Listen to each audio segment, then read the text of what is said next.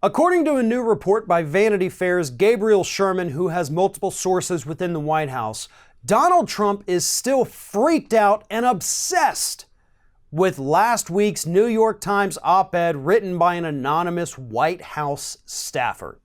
See, ever since that op-ed came out, Donald Trump has been ranting and raving like a madman, trying to figure out who in his administration would do such a thing. He has called on Jeff Sessions to investigate it. According to other reports, he's kind of isolated himself. He's not talking to anybody because he doesn't know who he can trust. But when he is talking to people, he's trying to root out who may have been the author of that op-ed. It is driving him absolutely nuts, according to sources within the White House. And those are the words they used. They used freaked out, obsessed, and according to Don Jr. himself, he's actually worried that his father's not sleeping anymore because he's staying up all night worrying about who wrote the op-ed. The biggest issue with this op-ed, and this is the one that Trump is annoying, is not the fact that it was written. It's the fact that some other people, not Donald Trump, are trying to run the government. That's what Trump needs to be concerned about.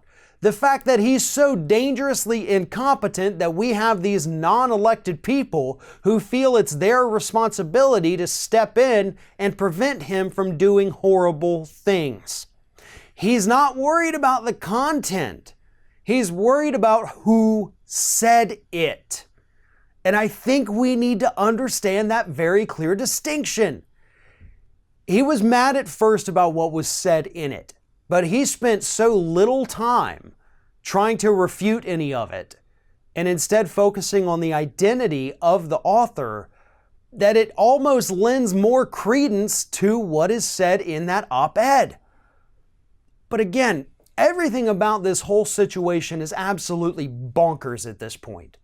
If White House staff really are taking things off the president's desk and switching them out with other papers, trying to distract him or taking stuff so he can't see it and understand it, I mean, that's a big deal. Not just because of how crazy the president is, but we also have these unelected people who have become the de facto leaders of our government, and that is also dangerous. They're not leading a resistance. They said they agree with most of what Trump's done, the deregulation, the immigration crackdown, all of that. They support all of these horrible right-wing policies. They just don't like the craziness that comes along with Donald Trump. These are still dangerous people. They're not part of the resistance as they claimed in the op-ed. But the only silver lining on this is that it's making Donald Trump go even crazier than usual. And hopefully, as time ticks on, he'll find out who the author is. I think we should know. I think he should find out. And I hope that it is somebody very close to him, and that he understands that no matter how much you threaten people, how much you try to keep them close to you and control them, you can never actually take away somebody's own free will. At this point, I'm going for personal. I hope that it hurts him personally when he finally discovers the identity of whoever it is wrote that op-ed. Yeah, maybe that's a little sadistic, maybe it's a little immature. But at this point, all the damage that this man has caused to this country, the lives he's destroyed with his immigration policies and his deregulation and all of that, yeah, I think it's fair to say that I don't care if he finds out who it is and it hurts his feelings or makes him never want to trust anyone ever again.